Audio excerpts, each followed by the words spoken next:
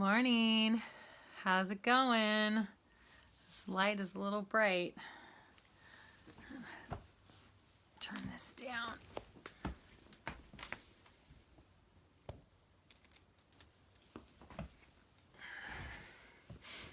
Hey, Courtney. Man, you just don't ever have enough, do you? Well, I had one casualty on the way home from South Dakota. I just pulled out my tripod and something broke. A piece of plastic broke off and one of my legs doesn't hold anymore. So I've got it propped up. My light broke. I need a new tripod. So, but I will say that that's not too bad. South Dakota was amazing. I had so much fun. Wow, look at all you guys. Thanks for joining me, jumping on here so fast. Yeah, South Dakota was so fun. I had such a good time. I will say that flying during COVID is not very fun. I love flying. I have always loved it. I'm totally relaxed and just read a good book or write a good story while I'm in the plane, and I just didn't want to touch anything. So I didn't. And I just closed my eyes and just waited for it to be over.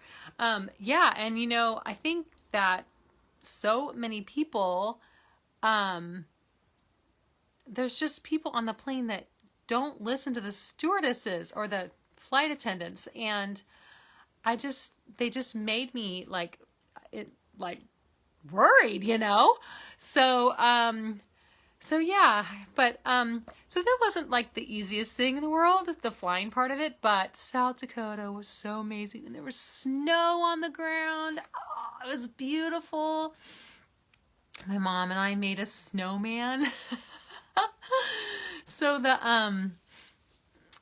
the retreat center, there was this door, and we wanted to welcome everyone, and we were there the night before the retreat started all by ourselves, and we were kind of like, okay, this is crazy. They dropped us off and they said, well, there's no wind tonight, so we'll just leave the doors unlocked. And we're like, okay. They drop us off, and it's like, we don't have a car, we can't escape. So we just locked the room and stayed in there. Anyway, it was pretty funny. We made a snowman, and we had to find everything because we had nothing. Had a little tiny baby carrot for its nose, and yeah, we just had a good time. We thought that we would welcome all the ladies when they came in with our snowman. So yeah, it was really fun.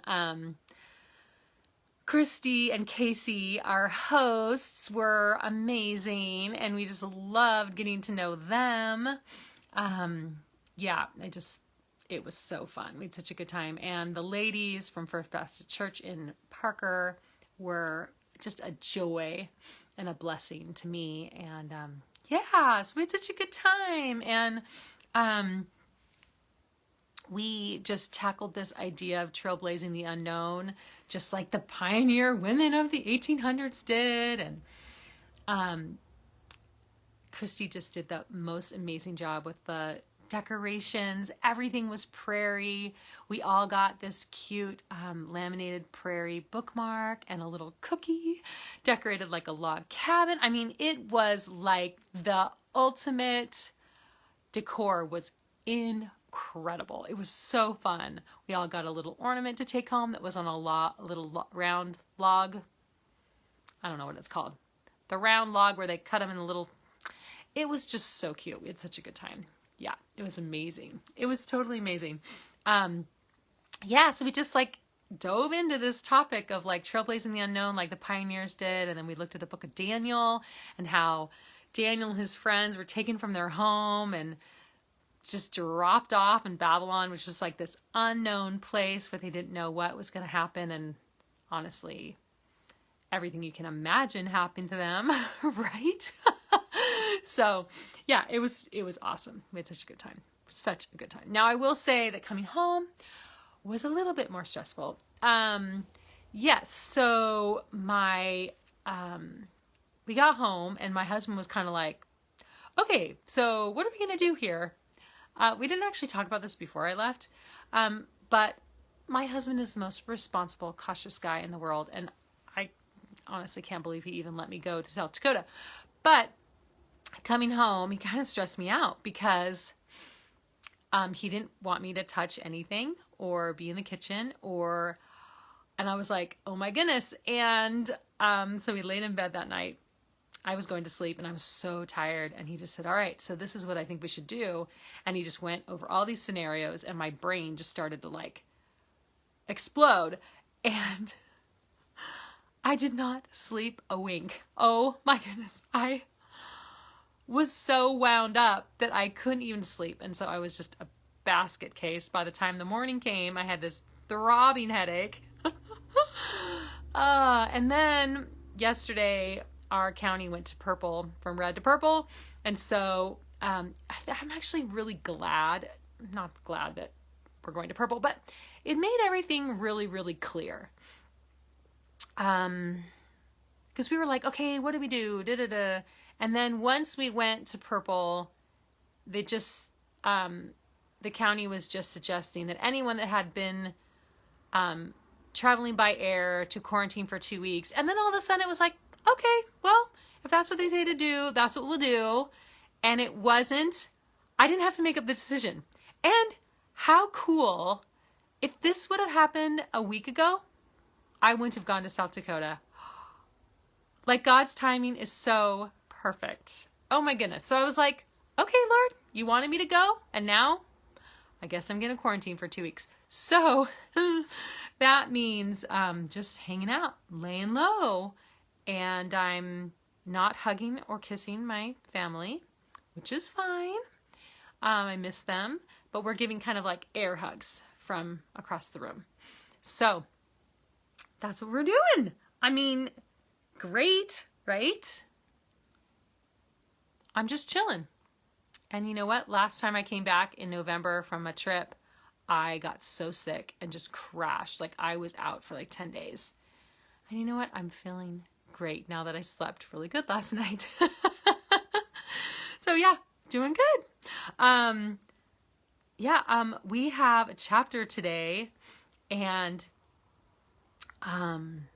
it's so interesting how these chapters line up with what is going on in the world. Like, it's unreal. It's unreal. So today is called The Purpose of Pain. And this is from season 7, episode 4, Fight Team Fight. This is the football episode. It's so fun. I love this one. So I'll tell a story before I read this. But when I was in college, I played on a girls' intramural football team. Oh my gosh, it was like the funnest thing ever. We had this coach who was a grad student, and we were all freshmen. And we would go out. None of us really knew how to play football. I mean, we'd played maybe like, in PE or something. But so we all got out there, and he taught us how to play football. And it was so fun. Now, I will say we were not very good. Well, we were good for freshmen, but we were the only freshman team. So we went against, every Saturday morning, we would go out and play against these teams that had been together for 2-3 years. And so they were like just really experienced, and we just got crushed sometimes. And then we had a couple games where we actually pulled out a win. So it was super fun. And, I loved it. We didn't have a ton of people on the team. And so I got to play both ways, offense and defense, because I'm like one of those that I just don't want to sit on the bench. Like, I just want to be out there and do something, So I totally understand this episode with Albert, because he has to do everything. He's like one of the runners, and he's playing offense and defense, and he's exhausted, and he gets hurt. So what do you do when you get hurt? Or maybe in our case, what do you do when you get sick? That's how I'm relating this to this today. So anyway, All right, so you remember this episode, the football episode. Albert is playing and he gets hurt. All right, here we go. The purpose of pain. And the quote is from Doc Baker. He says, God gives you pain to make you quit whatever it is you're doing. Kind of a signal. If a person don't heed it, then he's going to get himself in a heap of trouble. Are you the kind of person who pushes through pain? Going to the doctor may seem like a waste of time, but pain has a purpose. In the past, I ignored my symptoms and hoped for the best. Dr. Baker would have been disappointed in me as his patient, likely telling me, as he did Albert, to listen closely to my body, or trouble would come calling. The month before I found out about my brain tumor, I was in a heap of trouble. Terrible headaches kept me up at night, bouts of dizziness left me uneasy, and my zeal for life was gone. I chalked it up to stress and a past neck injury. Self-diagnosis is never a good idea. By the time my doctor ordered the brain scan, I was desperate.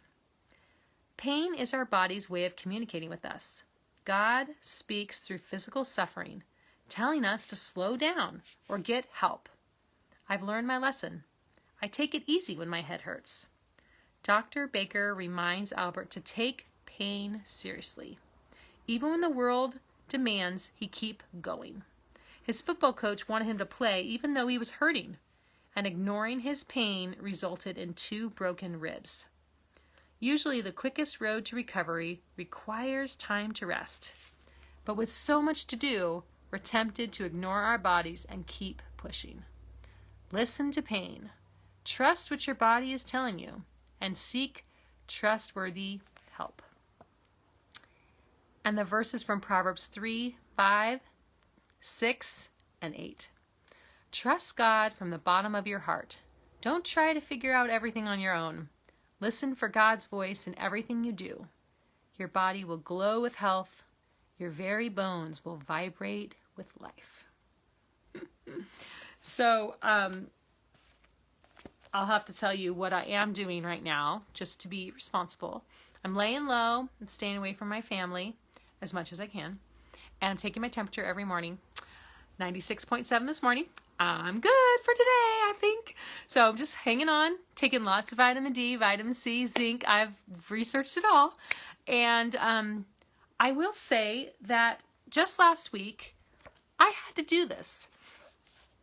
I had to realize what my body was doing and to take it seriously, which is crazy because it's not exactly what I wanted to do 3 days before I went on this trip. And the stress kind of rattled me a little bit. But last Thursday, 2 Thursdays ago, I was laying in bed and I noticed that I had a lump in one of my breasts. And kind of been watching, my doctor's been watching something for about a year. And yeah, she said, if anything changes, you need to call me. And so, of course, I called her, and I didn't get to go into her office until Tuesday. So I'm leaving Thursday, and Tuesday I'm in the doctor about a lump in my breast. So my grandmother did have breast cancer. So I'm just really wanting to be careful and be proactive. And, of course I'm worried. And I was so proud of myself though, because part of me was like, oh, it's probably just stress. Like, maybe I have some cysts. So maybe a cyst just got inflamed or something because I'm stressed out, because these trips take a lot out of me. And, so I went and she was like, oh, wow. Yeah, this thing's really big. And she said, actually, there's about 3 cysts in there that all are filled with fluid. And I'm like, great. Is that good? Is that bad? What does that mean? And I'm kind of like, when things happen, sometimes I just laugh because I'm like, what else, God, are you going to throw on my plate? Like, bring it on, whatever. And she told me that she needed to drain them, and she drained like 3 syringefuls of fluid, and she said, "This is a lot of fluid, but it's okay." And the sweet nurse, she was holding my hand and rubbing my leg and saying, "It's okay, it's okay." I said, "Oh, you're such a sweet girl." It's okay. I can do it, you know?